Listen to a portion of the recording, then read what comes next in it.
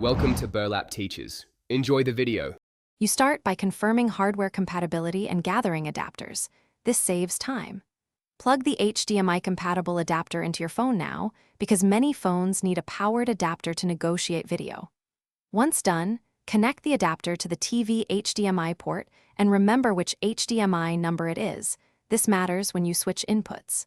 If you plan to use a wireless dongle, make sure the dongle is powered and on the TV. That prevents handshake failures later.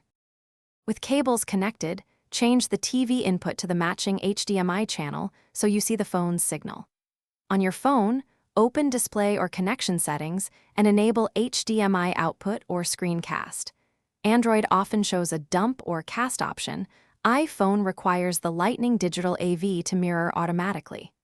Once you see an image, set the TV picture mode to reduce latency and match aspect ratio. This optimizes motion and prevents cropping during movies. Now open your movie app and start playback, making sure audio routes to the TV. Some apps let you pick HDMI audio. You may need to adjust TV zoom or aspect ratio to avoid black bars. Do that from the TV menu.